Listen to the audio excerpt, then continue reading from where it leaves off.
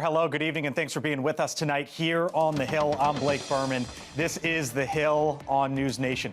The Commander-in-Chief, the Secretary of State, and a handwritten note.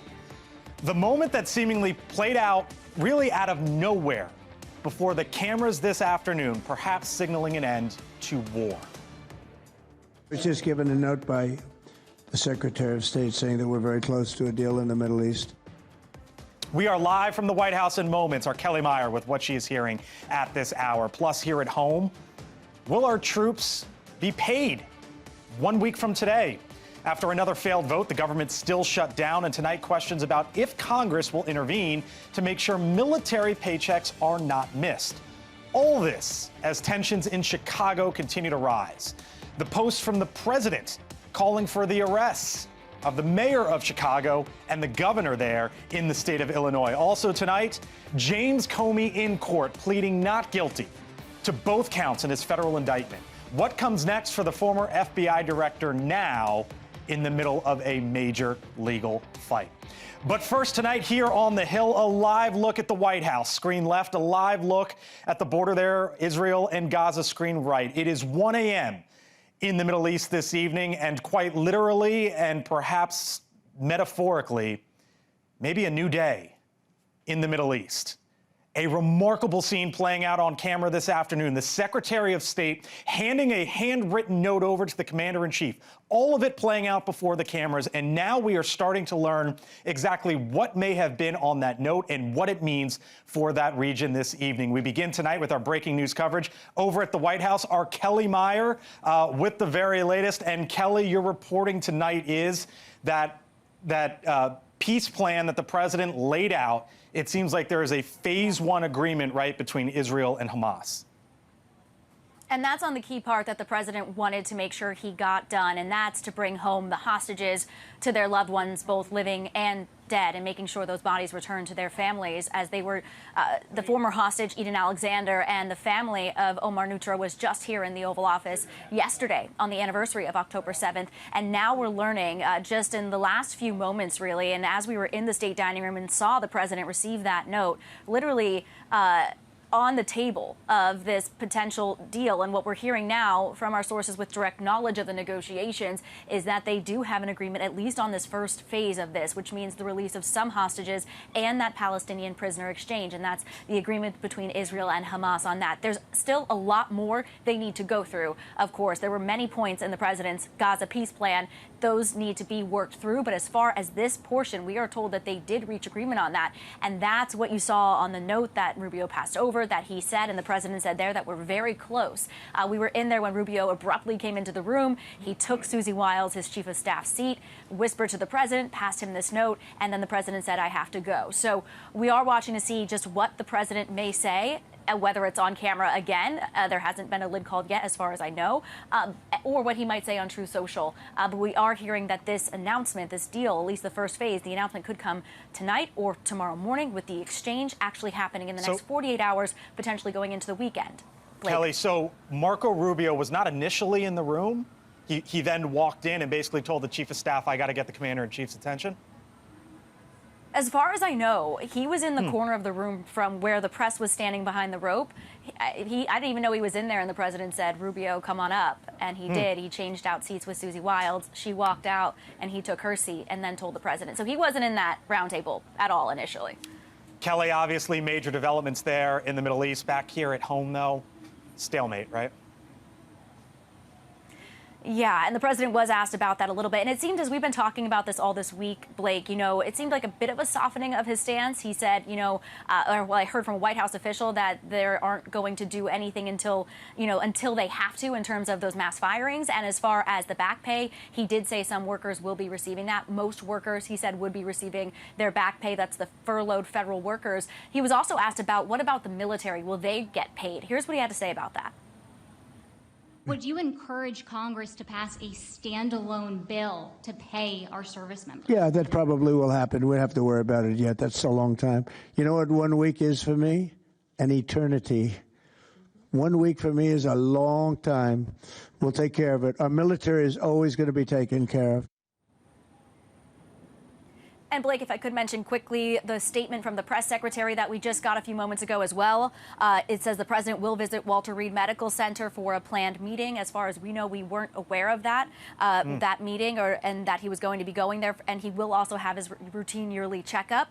But they also say that he is considering going to the Middle East shortly thereafter. Wow. So something we're also watching for. Blake. Our Kelly Meyer live tonight, breaking the news there on the North Lawn in the middle of it all. Kelly, thank you.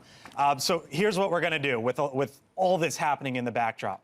Congresswoman Lisa McClain, she is a part of Republican leadership in the House. She joins us here in a moment on the Hill. But first, I want to start once again back with us tonight, Congressman Adam Smith. He is the ranking member on the House Armed Services Committee, a Democrat from Washington State. Congressman, thanks for being here tonight. Perfect timing to have you on, quite honestly. What do you make of the news that you just heard from Kelly?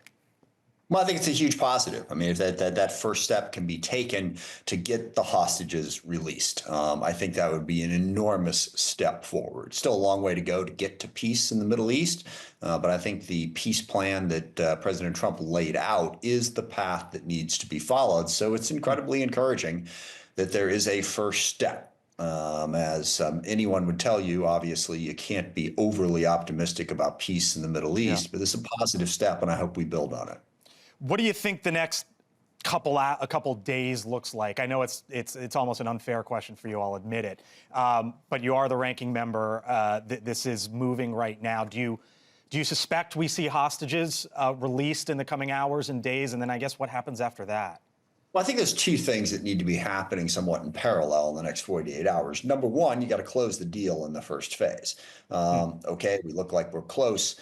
Close isn't there. So yeah, in the next 2 days, you want to see the hostages coming home, and this is part of a prisoner exchange that Israel will be releasing some Palestinian prisoners. So that's a really important part. But the second thing you need to start seeing happen is the really important step, and that is stopping the war. And the key part of that is building towards an alternative to Hamas in Gaza. Is Prime Minister Netanyahu willing to work with Palestinians who are not Hamas to help give them a chance to set up an alternative? That's the only way to defeat Hamas. Militarily, Israel has done what it can do. They need to build towards an alternative. So that's what I'm really going to be watching for in the next, 2, 3, 4 days. Does that alternative begin to emerge? Does it get support? The Arab states, Saudi Arabia, UAE, Egypt, Jordan, they have claimed for months, over a year now, that they have people in place that they are prepared to work with to offer that alternative. Okay. Will the Israeli government embrace that process? That's going to be crucial. Congressman, back here at home, there's this question of getting some sort of a deal done to make sure that military members are paid on October 15th. Again, as I mentioned to our audience here on News Nation, or those listening to us on Sirius XM, you're the ranking member on the House Armed Services Committee. If it gets to a point where a standalone vote is needed to say, you know what, let's make sure the troops get taken care of and we'll try to figure out the government shutdown elsewhere, would you be in favor of that? Yes, absolutely. We've done that before in previous shutdowns, and we should do it now. But on the shutdown, the Republicans are simply going to have to change their position. They've passed the one bill that the Senate has repeatedly rejected, that basically had nothing in it for Democrats. It was just basically Republicans saying, we're in charge, we're running things, here it is, you have to vote for it. Well, it's very clear now that, we will not vote for that. And then Mike Johnson and others have said, we're not going to negotiate. We're not going to talk about it. That has to change. Okay. You want Democratic votes in order to pass this. We are going to have to begin negotiations and have a conversation, simply insisting that the Senate continue to vote on the same piece of legislation that they have clearly rejected over and over again. That's not a path forward. All right, Congressman, you know what we do here on the Hill and on News Nation, hear from both sides. So I'm going to turn it over now to Lisa McClain, Republican from Michigan, Adam Smith, the Democrat from Washington State. Thank you, Congressman. We'll talk to you again soon. Congresswoman McClain, as I mentioned, a Republican from Michigan. She's also a part of House Republican leadership. Congresswoman, thanks for being with us, as there's a lot of news moving, but I want to start there, which is this idea of a separate vote at some point, presumably next week, to make sure the troops get paid. Is that the stance that House Republicans are taking right now? The stance that House Republicans are taking and have taken is just remind everybody, We voted to pay the troops. That's why we voted for the continuing resolution. The Democrats voted to shut the government down, which means not to pay the troops. So Republicans voted to pay the troops. Democrats voted not to pay the troops. Now they're demanding that we come back. Well, let me just finish. Now they're demanding that we come back for a standalone vote. We don't need a standalone vote. We passed a clean CR that you voted for 13 times with no gimmicks, no partisan policy riders. There's no reason to come back. Vote yes and pay the troops, open the government. It's that simple. So here was the House Speaker earlier today, and then I want to get your reaction on the other side.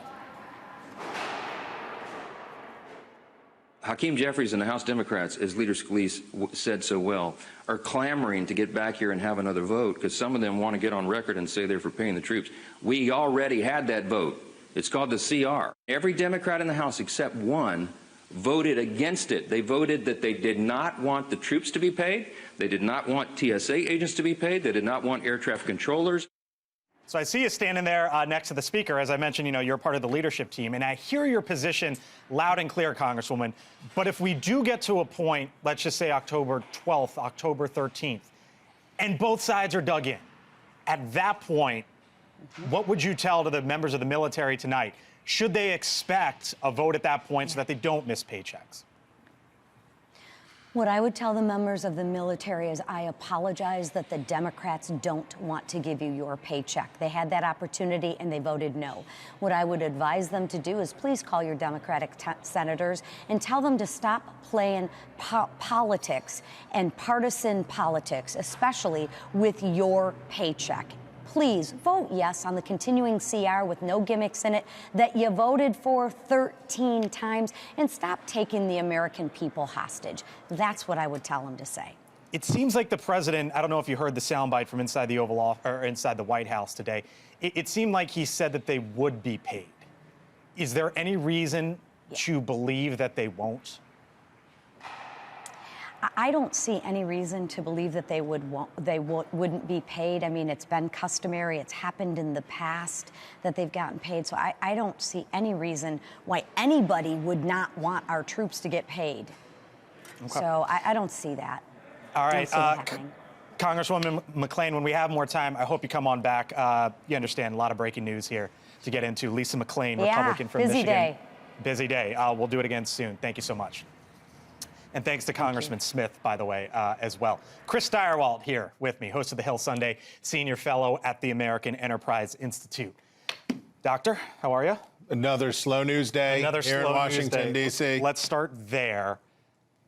You hear the talking points from both sides. You hear what Democrats say. You hear what Republicans say. That hasn't changed, right? And I think it was good to hear from Lisa McClain. That's leadership, right, from the Republican side, and that's their position. But again, if we get to October 12th, October 13th, are they going to say, all of you, back to this building here? Let's vote and then...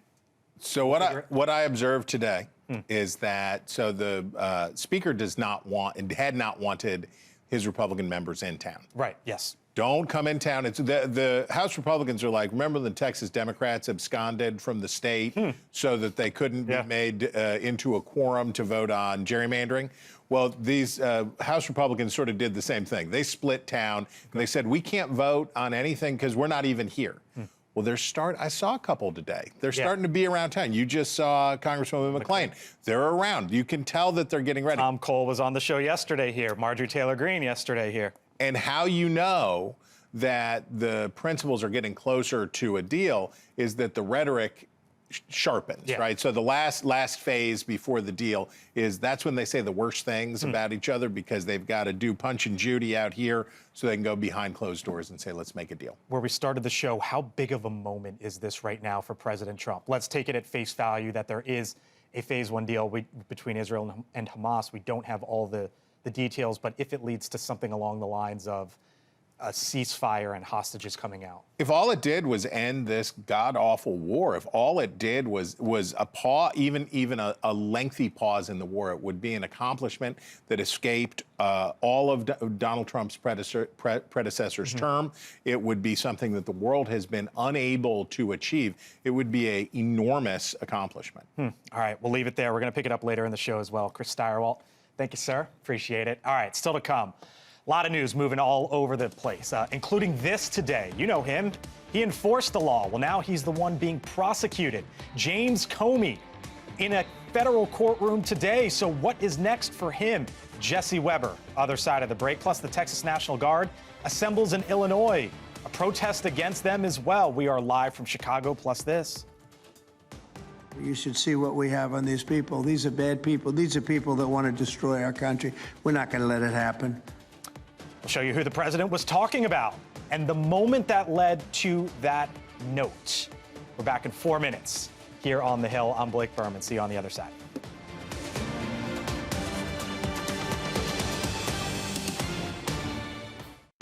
All right, so is it justice or vindictive prosecution? The former FBI Director James Comey pleading not guilty in court today. Comey is accused of falsely telling a Senate committee in 2020 that he did not authorize a media leak in the Trump-Russia probe that involved President Trump. His lawyers saying they plan to file a motion alleging the charges amount to, as they put it, vindictive prosecution at the direction of the president. Now, the president, as you know, has been no fan of Comey for quite some time, repeatedly urging the Attorney General, Pam Bondi, to bring justice. Just yesterday, Bondi was up on Capitol Hill in the Senate testifying on this issue, but testifying in general. But when she was asked about Comey, it was a lot of this.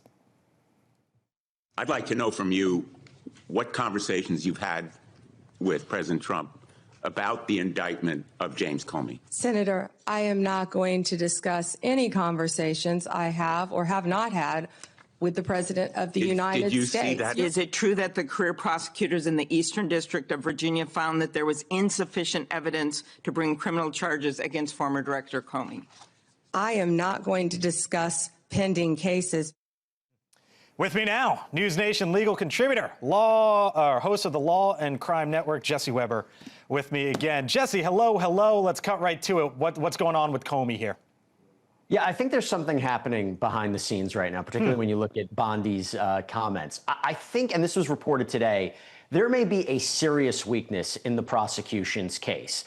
And I have to tell you, Blake, I don't think I've seen a criminal defendant more confident than James Comey in quite some time. There was reporting today that the person they're relying this whole case on, Daniel Richman, this law professor that Comey allegedly authorized to make these leaks, spoke with investigators multiple times and was adamant that Comey told him not to engage with the media, that investigators looked at the correspondence between Comey and Richman and couldn't find that smoking gun of him authorizing that. And I think when you look at all this, and by the way, Bondi was very careful because making defenses of vindictive prosecution, I think there might be grounds to that, particularly if the president is making these public comments and doesn't want to give Comey any ammunition. So was Pam Bondi not saying anything, Jesse, because the Attorney General of the United States won't disclose private conversations with the President of the United States, whoever they are and whatever the issues may be? Or was it because the president was posting,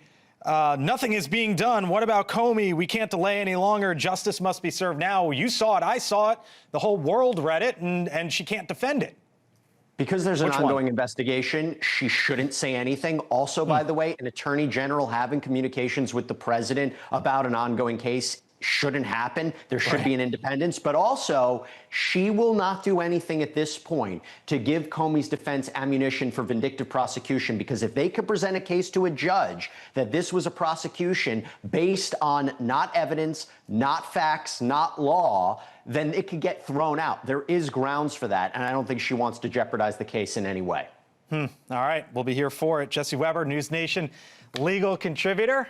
I'll probably catch you later in the week, sir.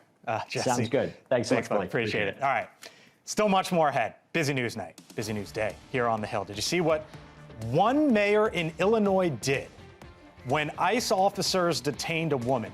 What he confronted those ICE officers with, and what he said to them. We're going to ask it live on the other side of the break. Plus, President Trump hosting a roundtable for taking action against what he calls agitators, Antifa. But in the middle of that event, the note that made news from here to the Middle East when we return.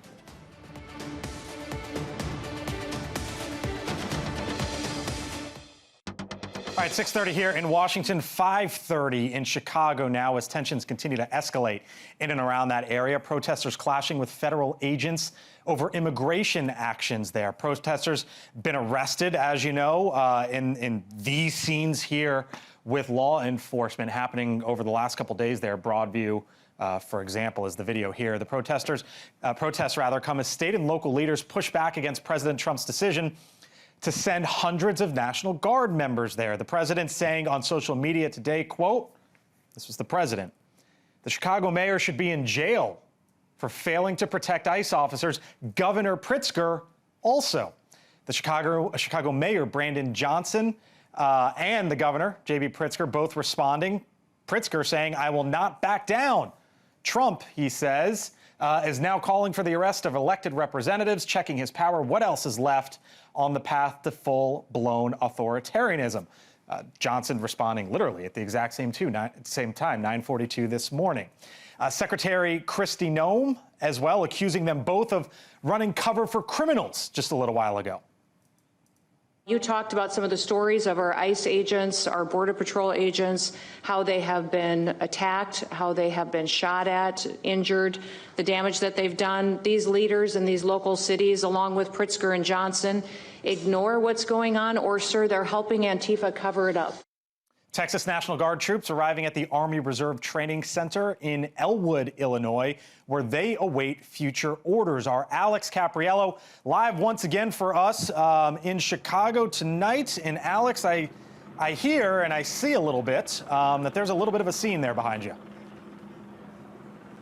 Yeah, very different what's happening here in downtown Chicago than what we've seen outside that Broadview immigration facility, where we've seen those clashing between protesters and immigration agents. This is a bit more organized, I would say. Typically, we get notice about these sort of protests happening, and that's why you see the much larger, much more organized crowds, ones that actually bring signs, that pass out flyers, that try to get their message out in a way that will draw the attention of anybody that will listen. And here is the stage, essentially, where in about 5 minutes or so, we're going to hear speakers actually come to the microphone and promote exactly what it is they are feeling at this time and everything that they're standing behind. And you can see, Blake, right here, the two different messages here. This one on the right in the middle, no Trump, no troops. Obviously, this is all about the National Guard being deployed to Illinois. And so many of these people here at this protest feel as if that is an unnecessary move and one that is unconstitutional. Of course, the Trump administration would say that it is part of his power, but that's what they're rallying for. And then right here on the left, fight for immigrants and workers' rights. Obviously, this has to do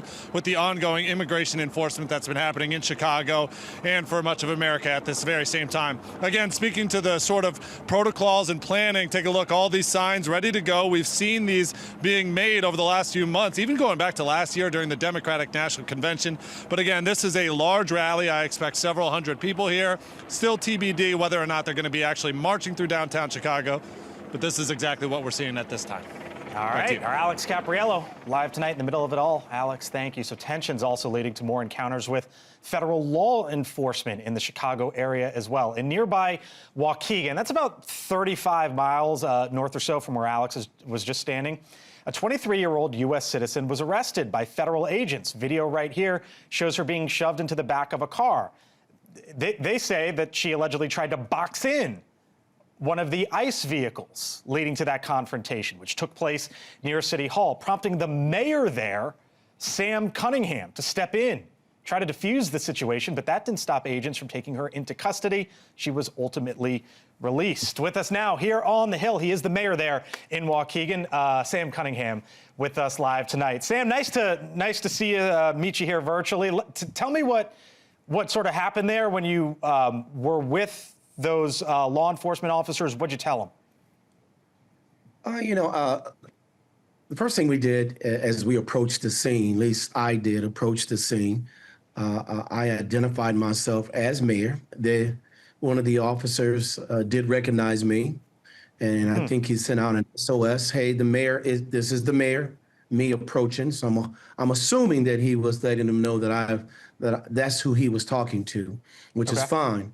I then saw the young lady, Ms. Fajardo, being handcuffed and then ushered into one of the vehicles. She hollered out after After seeing me, she hollered out. She didn't say word mayor. She said Sam. So when I heard the word Sam, that means she knew me, a little bit more personal, maybe. And it comes to find out I knew her. I know her dad and her mom. So that exchange between she and I, next thing we know, we were talking about, I was telling her, be calm, do as they say. And while also on the scene, one of my major objectives was not to try to interfere with what they were doing. Certainly, they had their job to do. But more importantly, keeping not only myself calm, those who are in the area calm, so it doesn't escalate. Yeah. What? Go ahead. So I guess it gets to the point of cooperation, right? Like, it sounded like you were cooperating and trying to be helpful. Right now, the president's saying a whole lot of things about the leaders there. The leaders on the ground there are saying a whole lot of things about the president. And I just wonder what the way forward is from your perspective. Well, the way forward is this. These activities are hitting us right on the doorstep. They are fearful. People are scared. They should be. Let's be clear. They should be scared. Not in this city, and I've visited many cities throughout this country. We don't normally see men in fatigue with armed rifles ready to engage on our citizens. We don't see that every day. The president, I hear you. The president says that you all need help there. Do you agree with that? I'm going to say this. Crime is going to happen throughout this country. Domestic police officers and police agencies throughout this country has been able to handle these crimes within their particular cities. Whenever we have needed help, whether it be a city needs help from the county, the city needs help from the state, or the city might need some federal assistance, we go and ask for that federal assistance to help us to have better policing practices and policies so we can then reduce crime and more importantly, make sure our police are known as our community. Okay. What's in the best interest of our community, not to escalate, certainly not to breed fear. And right now, I want to be very, very clear on this. And I'm not going to say they, I was scared yesterday, but I was scared that a young lady, 23, 24 years old, right, reminds me of my daughter, was being arrested, and that is scary. Okay. That is just flat out is scary. How do we handle that now? I cannot control what the federal agencies or from Border Patrol I cannot control them. Right. They have the specific orders, and I'm pretty sure they're going to address their orders. Okay. But what I can control is making sure that the people in our community stay vigilant, stay calm, certainly don't try to interfere with what particularly they're arresting someone. Okay. Protest, peacefully protest. But we cannot see this thing escalates where potentially an officer shoots one of our citizens. Yeah, no one wants it to escalate, obviously. We as a nation cannot afford that. I got you. I hear you loud and clear. Sam Cunningham is the mayor there in Waukegan. Thanks for the time, sir. Appreciate it. And thanks for being with us tonight here on the Hill. Thank you for covering. Take care. All right. Yep. I want to bring in Mick Mulvaney, NewsNation contributor, former Trump White House chief of staff. Hello, sir. Hello, Burman. What would you say? You watched, you listened. I thought it was fine. It seemed like a relatively stable circumstance. I don't know why he was afraid. She didn't look afraid. And what I didn't hear him say was talk about why they were arresting her. I mean, if she was really doing what ICE is accusing her of doing, then she probably should be arrested. So I'm not really sure what the mayor's complaint is, other than it's federal troops there, or federal forces there, and not state. So I'm not really sure it looks like the system was working in that particular situation. Okay, that's your side. The mayor should be in jail for failing to protect ICE officers. Governor Pritzker also, Donald Trump today. Yeah, what of it? That one got my attention. Here's what I want to ask, because I want to sit back and take a deep breath, because I know there's folks who are going to think that Donald Trump's absolutely right, and folks think Donald Trump's absolutely wrong. I'm like, okay, on what charge? What charge? Is there some law about if you don't help ICE that it's a crime? I don't know the answer. What would the charge be? If Donald Trump wants to throw him in jail, fine, let's have the conversation. We talked last week about the charges against Mr. Comey, right? That went to a grand jury, and there were formal criminal charges. You just said fine, throw him in jail. You'd be fine with him going fine. What's the crime? Tell us what the crime is. Okay. If they've committed a crime and they are convicted, then they should go to jail. But you can't just tweet out they should go to jail. My question would be, okay, for what? Okay. All right. Hang around. Other side of the break. There was this moment today. Our Kelly Meyer reporting that the White House chief of staff was sort of not ushered out, but was there, and Marco Rubio said, hey, I need to go to the president and tell him something. Yeah. You were Trump's chief of staff for how many months? 15. 15, okay. This moment on the other side of the break, mixed perspective of it, full panel, and what it could mean for possibly peace in the Middle East. Stay with us. Join us for a nationwide conversation. Chris Cuomo, Bill O'Reilly, Stephen A. Smith, and more. Cuomo, live from the Kennedy Center, the News Nation Town Hall, next Wednesday, October 15th, 8/7 Central on News Nation. 6:45 here in Washington, 1:45 in the Middle East tonight. A live look, of course, at 1600 Pennsylvania Avenue, right side of the screen, the border there, Israel and Gaza. And there is breaking news out of that region, as our Kelly Meyer is reporting this evening, that Israel and Hamas have reached an agreement for the first phase of a deal. And it would entail that the hostages and prisoners involved, that there would be a hostage exchange. A source tells our Kelly Meyer. That could happen in the next 48 hours or so. Negotiations still ongoing.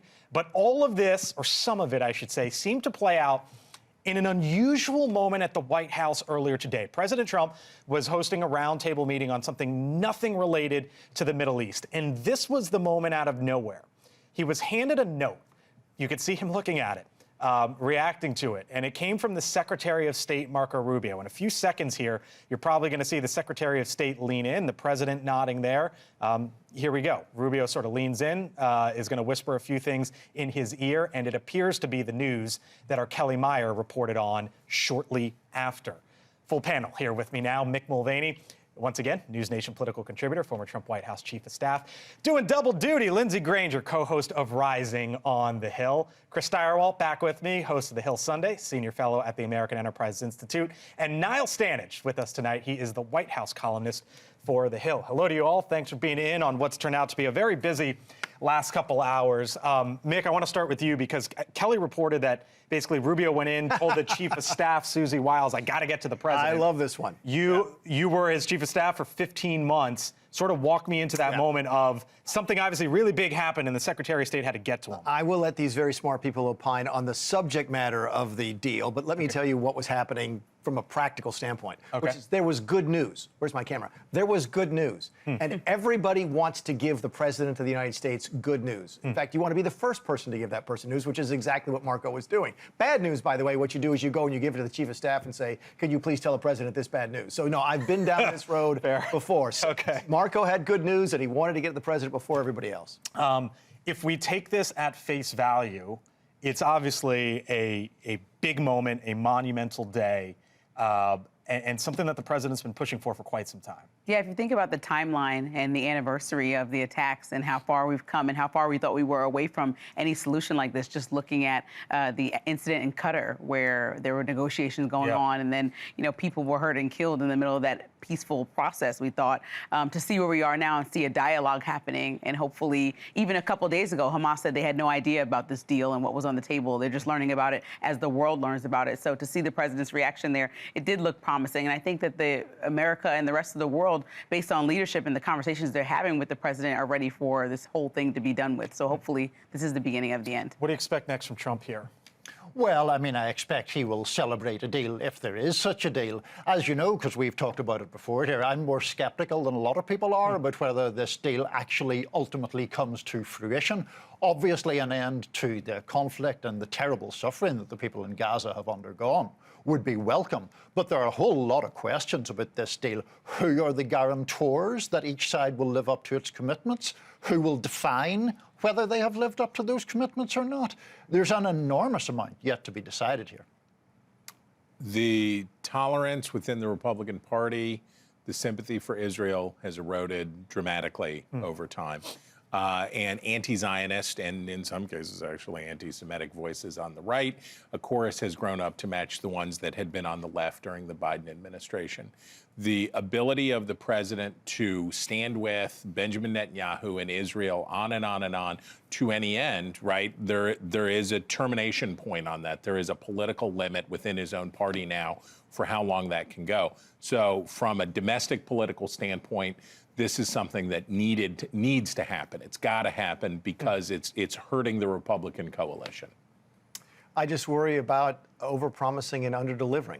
To Niall's part about that, Trump wants to deliver that message because that he believes in the power of positive thinking. If he sees a deal, a chance of a deal, he's going to say, there's a deal, because he believes you can self-actualize to that. So there's going to be a focus on all of the good stuff that has happened so far. And there's good things that have happened. We are closer to peace now than we were before. But I just worry that we get ahead of ourselves and start celebrating before we should be. What do you expect the Democratic reaction to be here in the next, let's just call it 48 hours? Well, I think the question is, how will Netanyahu respond? There have been, I think maybe not this close, but close statements that we are closing up on a deal, and then Netanyahu will do something completely absurd according to what Trump's voice is on it. And so that's the wild card here, because it doesn't seem like he has any limitation on, I mean, he got us involved in Iran war for 12 days and then we're out of it because of that. So it's kind of like, what will he do and what is he willing to agree upon and say publicly and then stand firm? And then, like Niall said, who's going to call the task to make sure that all those things are followed and all the agreements are followed through on? Yeah, let me just pick up on a point that Chris made here about the erosion of support for Israel. It is certainly true, as Chris noted, that anti-Semitism exists. It's as gross a prejudice as any other. But it is also true that the conduct of the Israeli armed forces and the conduct of Benjamin Netanyahu and the conduct of people to his right, like Itamar Ben-Gvir, have contributed enormously to that erosion of American support for Israel that had traditionally been a part of the political landscape here, because they have engaged in things that many people just consider indefensible. That's what has caused that erosion. The peace process that presidents since Jimmy Carter have been engaged in to try to bring a lasting surcease to the conflict in this region. You could go back to Harry Truman and the founding of Israel. You can go back, and it has eluded everybody. And what Israel pretty plainly decided, what the collective will of Israel, certainly through the Netanyahu government, is we're just going to we're going to end it. We're going to use any force necessary. We're going to do anything that we have to do to end this. And it is very true that Israel is now a regional hegemon. Iran is out, right? Iran is way back on its heels. Israel is incredibly powerful relative to the rest of the region. But as many people have pointed out, Israel now finds itself very isolated in the world stage and incredibly dependent on the generosity of America for its security and safety. Give me a second here, guys, because the president just posted a truth. Hold on. I'm loading. Now you know what my job used to be like. What? Hurry up and get. Have you seen his tweet? Here we go. I'm very proud to announce that Israel and Hamas, this is President Trump, have both signed off on the first phase of our peace plan. This means that all of the hostages will be released very soon, and Israel will withdraw. And Israel will withdraw their troops to an agreed-upon line as the first step toward a strong, durable, and everlasting peace. All parties, the president says, will be treated fairly. This is a great day for the Arab and Muslim world, Israel, all surrounding nations, and the United States of America. And we thank the mediators from Qatar, Egypt, and Turkey who worked with us to make this historic and unprecedented event happen. The president ends in all caps, blessed are the peacemakers. It's great news. There's no question about it. But to Niall's original point, we've got a lot of bridges to cross before you get to the promised land. And I apologize for that pun. I'm sorry. But is Hamas going to lay down their guns? I mean, that's part of the deal. Are they going to leave? Because that was part of the deal. Who, to your point now, who is going to govern? Look, this is great news. It's progress. There's no question, but you can't act like this is the end of the road because it's not. All right. Our breaking news coverage continues here on News Nation. Stay with us, other side of the break.